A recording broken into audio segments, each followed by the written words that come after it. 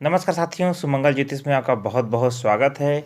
सुमंगल ज्योतिष के इस एपिसोड में मैं आपको गणेश चतुर्थी पर्व सन 2022 के विषय में संपूर्ण जानकारी दूंगा, जो कि 21 जनवरी को मनाया जाएगा।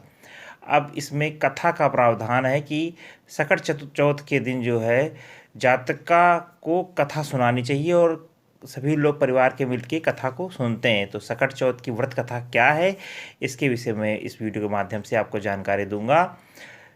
इस दिन शाम को भगवान श्री गणेश जी की कथा पढ़कर उनकी पूजा अर्चना करी जाती है। इसका बहुत महत्व है और महात्म है।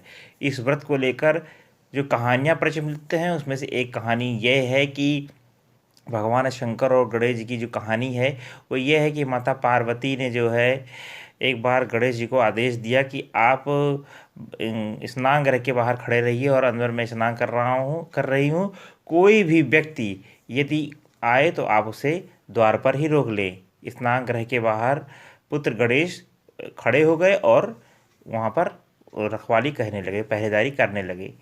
उसी समय भगवान शंकर का आगमन होता है और भगवान शंकर आते हैं और अंदर प्रवेश करने के लिए कोशिश करते हैं, तो भगवान श्री गणेश उन्हें रोक देते हैं और बोलते हैं कि अंदर हमारी माता स्नान कर रही हैं, आप भीतर प्रवेश नहीं कर सकते हैं। इस पर भगवान शिव जो है क्रोधित हो जाते हैं और अपमानित महसूस करके भगवान श्री गणेश का सिर अपने त्रिशूल से काट देते हैं, जिससे उनकी गर्दन कट के गिर जाती है। स्नान के बाहर शोरगुल ऐसा वातावरण प्रकट हो जाता है और माता पार्वती अंदर से जब स्नान करके बाहर आती हैं तो श्री गणेश की कटी हुई गर्दन देखती हैं और विलाप करने लगती हैं। भगवान शिव से गणेश को पुनः प्रकट करने और जीवित करने की याचना करने लगती हैं। भगवान शिव एक हाथी के बच्चे का सिर लेकर श्री भगवान के लगा देते हैं और भगवान गणेश पुनः जीवित हो जाते हैं। तभी से गणेश जी के हाथी का सूंड की तरह सिर लगा हुआ हमें दिखाई पड़ता है। और उसी दिन से महिलाएं बच्चों की सलामती के लिए, बच्चों के अच्छाई के लिए और उनके अच्छे स्वास्थ्य के लिए और उनकी प्रगति के लिए माघ मास के कृष्ण पक्ष की चतुर्थी को श्री गणेश जी की पूजा करती हैं और इसका बहुत महत्व है। और एक कहानी जो है हमने बचपन में अपने परिवार से सुनी है कि एक गांव में कुम्हार रहते थे और जब वह अपने बर्तन बना लेते थे और भट्टी में अपने बर्तन पकाते थे तो वो पकते नहीं थे।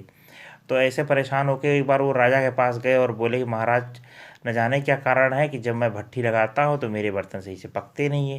राजा ने राज पंडित जी को बुलाकर पूछा कि कारण क्या है। पंडित जी कारण बताइए, ऐसा क्यों हो रहा है।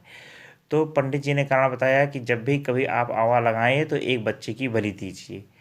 राजा का आदेश हो गया और बलि प्रारंभ हो गई। अब जिस परिवार की बारी आती वह अपने बच्चों में से एक बच्चा बलि के लिए भेज देता है। इस तरह कुछ दिनों बाद एक बुढ़िया की बारी आई और उसके घर में एक ही बालक था।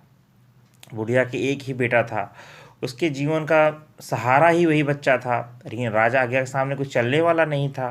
राजा आज्ञा थी तो बुढ़िया ने जो है अपने बच्चे को भेजा। तभी उसको एक उपाय सूझा कि उसने लड़के को एक सकट की सुपारी और दूब का एक बीड़ा देकर भेजा और बोला कि जब आप आवा में बैठना और भट्टी में बैठना तो उसमें इस समय सकट माता तेरी रक्षा करें और उस समय सकट माता का ध्यान करना।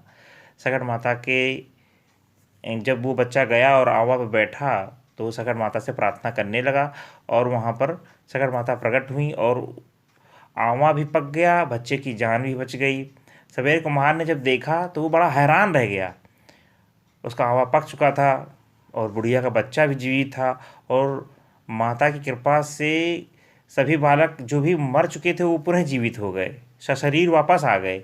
ऐसा नगरवासियों ने माता सकट माता की जो महिमा देखी, उसे आत्मसात किया, उसे स्वीकार किया। तब से आज तक सकट माता की पूजा और व्रत कथा का विधान है और इस दिन ये कथा सुनी जाती है और सभी लोग पूरे श्रद्धा के साथ भगवान श्री गणेश की पूजा करते हैं, सकट माता का पूजा करते हैं और उनका ध्यान करते हैं। साथियों, दोनों ही कथाएं बहुत महत्वपूर्ण हैं और बचपन में हमने सुनी है। हमने सोचा क्यों ना आपको अपने यूट्यूब चैनल के माध्यम से ये कथाएँ सुनाएं और इसका लाभ आपको मिले। यदि आपको वीडियो अच्छा लगता है तो कमेंट बॉक्स में हरे कृष्णा लिखिए। वीडियो देखने के लिए बहुत धन्यवाद। हरे कृष्णा।